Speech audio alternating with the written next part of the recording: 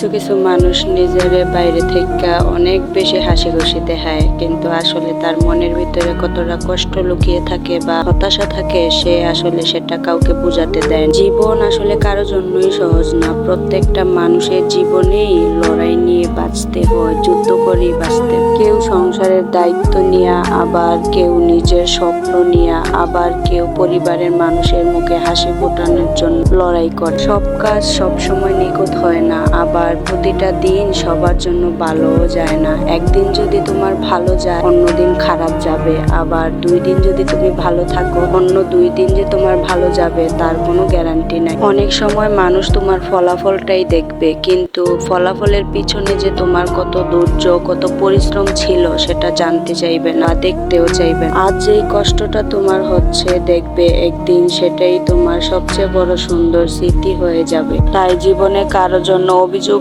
না রেখে তুমি নিজের মতো করে চেষ্টা চালিয়ে যাও, কারণ মহান আল্লাহ তাআলা কখনো নিজের পরিশ্রমকে বৃথা যেতে দেন না। যদি আপনার জীবনে কখনো কঠিন সময় আসে তাহলে হাল ছেড়ে দিবেন না। এই কথাটা আমরা সবাইকে বলতে পারি, আসলে নিজের বেলায় এই কথাটা কতটুকু কাজে লাগাতে পারি একবার ভেবে দেখেন তো। জীবনের সব থেকে সুন্দর জিনিসগুলো না টাকা দিয়ে কেনা যায় না। বাস্তবতা খুব কঠিন একটা জিনিস। এখানে কেউ তোমার দুঃখ কষ্ট দেখে থেমে থাকবে না। সবাই তোমার কাছে জানতে চাইবো যে তুমি কতদূর পৌঁছাইতে পারছো। আসলে কতদূর পৌঁছানোর পিছনে যে তুমি কতটা পথ হাঁটছো সেটা কেউ জিজ্ঞেস করবে না। আমাদের প্রতিটা মানুষের জীবনে এমন একটা দিন আসে যে তখন মনে হয় যে আমরা সবকিছু ছেড়ে দেই, কিন্তু পরিবারের দায়িত্ব আর সমাজের মানুষের কাছে আমাদের ইচ্ছেগুলো হার মেনে যায়। পরিবারের মুখে হাসি ফোটানোর জন্য আমাদের নিজেদের অনেক ইচ্ছেগুলোই আমরা চুপচাপ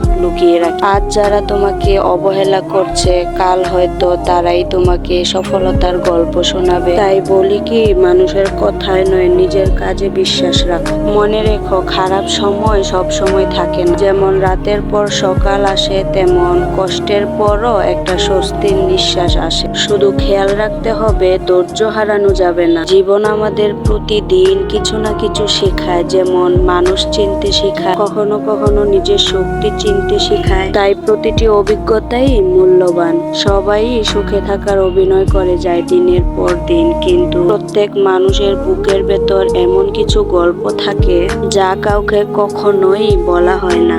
তাই কাউকে দেখে বিচার করার আগে মনে রেখো এ হয়তো এমন এক যুদ্ধ লড়ছে যা তুমি জানো না। শেষে শুধু একটা কথাই বলবো, ভালো মানুষ হওয়ার চেষ্টা করো, কারণ টাকা সৌন্দর্য পরিচয় সব একদিন ফিকে হয়ে যায়, কিন্তু মানুষের জন্য করা ভালো কাজ আর সুন্দর ব্যবহার মানুষ অনেক দিন মনে রাখে। সো হ্যালো এভরিওয়ান, আসসালামু আলাইকুম। দেশ ও দেশের বাইরে থেকে যারা আমার ভিডিও দেখছেন সবাইকে আমার নতুন আরো একটা ভিডিওতে ওয়েলকাম। সকাল সকাল আমার ঘুম থেকে উঠে অনেক কাজ থাকে, সারা দিন আমার কাজের মধ্যেই যায়। কখন যে আমার সময় কোন দিক দিয়ে যায় আমি নিজেও টের পাই না। তাড়াহুড়া করে সব কাজ শেষ করে বিকালে আজকে আমার এক জায়গায় যাওয়ার কথা ছিল, তো আমরা রেডি সেডি হয়ে বের হয়ে পড়ছি। ওইখানে আমার ভাই আসতেছে, সে তার মামাকে দেখে অনেক খুশি, সে এক দৌড়ে তার মামার কাছে চলে গেল। তো আমরা কোথায় যাচ্ছি সেটা তো আর বলা হয়নি, আজাইরা অনেক বক বক করলাম, কিন্তু গাইস কথাগুলা কিন্তু খুব